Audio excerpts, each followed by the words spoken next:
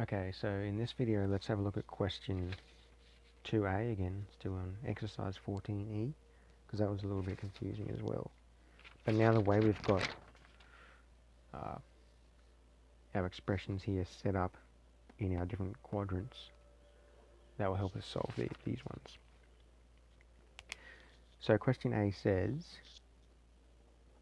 if cosine of x is equal to minus cosine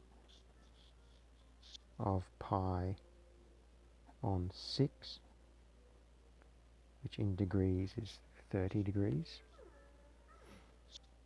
and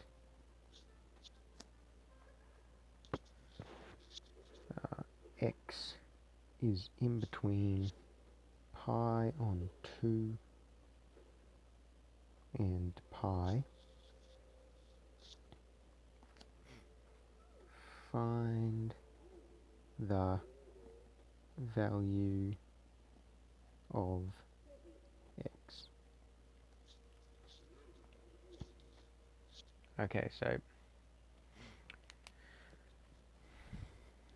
what we want to do here is let's look at this section. So we know that our angle x is in between pi on 2 and pi radians. So it's greater than pi on 2 radians, but less than pi radians. So pi on 2 is 90 degrees, pi is 180. So we know, so if we just, this pencil again, we're starting, this is always our angle 0. So we go right around to pi on 2 is here, so we know we're greater than pi on 2. And right around to here is pi, which we know we're less than, right? So we're greater than pi on 2, less than pi, which means if we're greater than, less than pi, we're in this direction. We're greater than pi on 2, we're in this direction. So we know we're in quadrant 2 here. And so what that means is we can have a look at our relationships we've got in quadrant 2. So these are the relationships that the angle will land in quadrant 2, so long as this angle here isn't greater than pi on 2. Right, and so we have, what we had here was negative cosine of some angle, and that angle is pi on 6 radians. And so if we look here, we've got negative cosine of some angle, and we know that that is equal to cosine of pi minus that angle, right?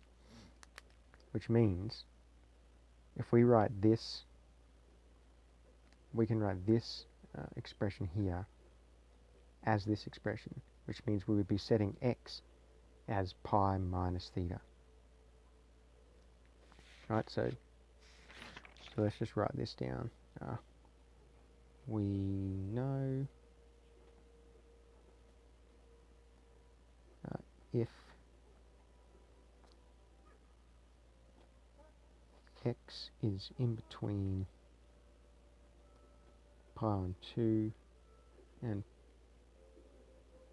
pi, we are in quadrant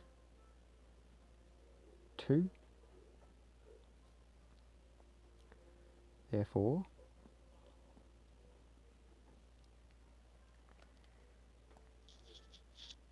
cosine pi minus theta is equal to minus cosine theta. Right? Minus cosine theta minus cosine pi on 6. So we know that theta is pi on 6. We don't know what x is, but we can express x as this part here. So we can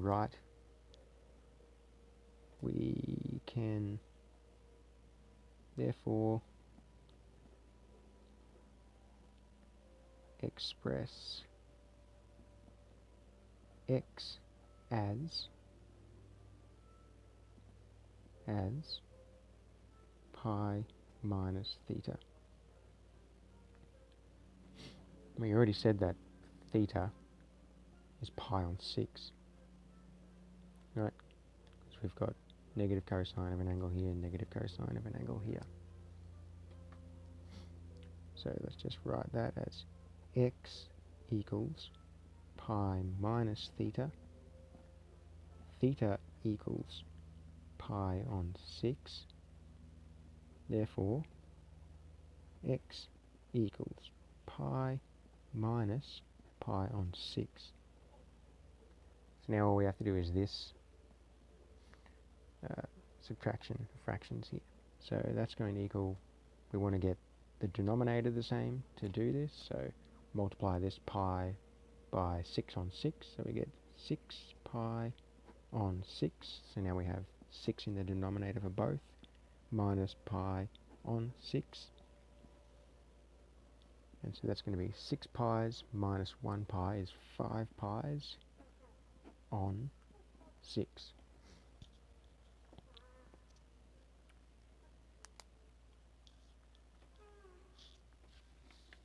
And so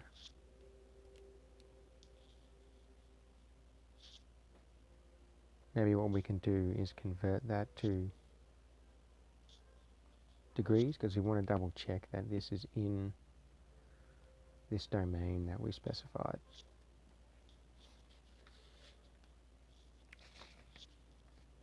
So let's see.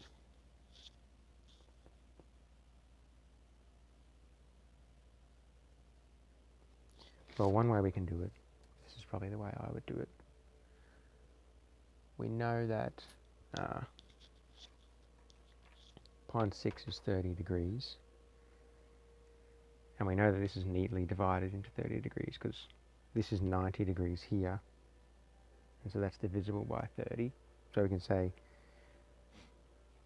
so we're going 5 times 30 degrees. So we're going 130 degrees will get us 30. Another 30 will get us to 60. So that's 2. Another 30 gets us to 90. So that's 3. Another 30 will get us to 120. So that's 4. And the 5th one will get us to 150 degrees. And so we can even just double check with our calculators that this is true. So we say cosine, I've got this set to degrees, so I'll do it in degrees. So we had cosine pi minus theta, which we said was 5 pi on 6, which we said was 150 degrees. So that equals, so minus the square root of 3 on 2.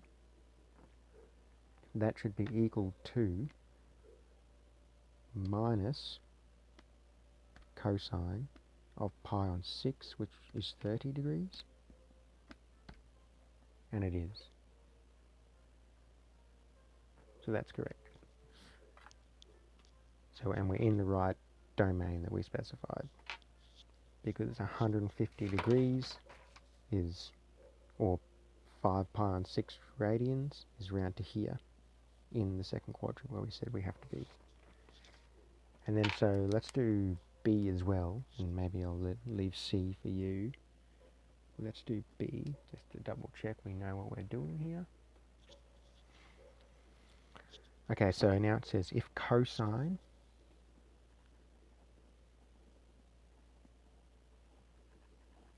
of x is equal to minus cosine pi on 6 radians. Again, this is actually exactly the same as what we had above, but now we have and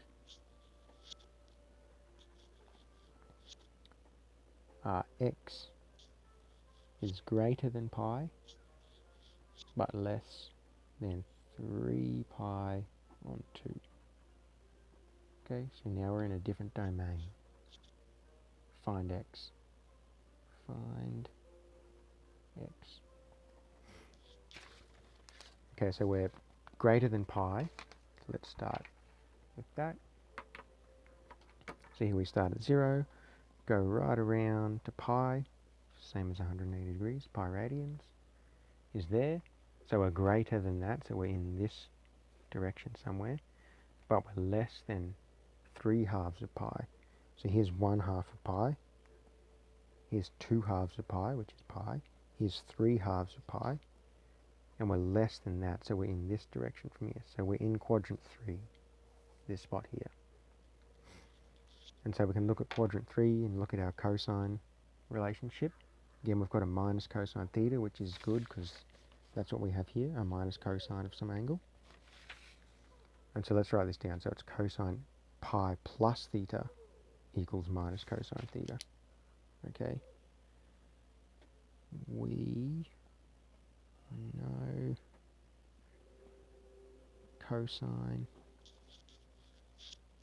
pi plus theta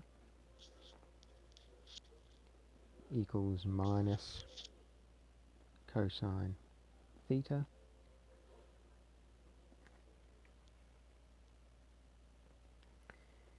And that cosine pi plus theta is in the third quadrant. Why do we care if we're in the third quadrant? Because that is what is been specified here. This is saying x is in the third quadrant. It's greater than pi radians, less than 3 pi and 2 radians. So long as theta isn't greater than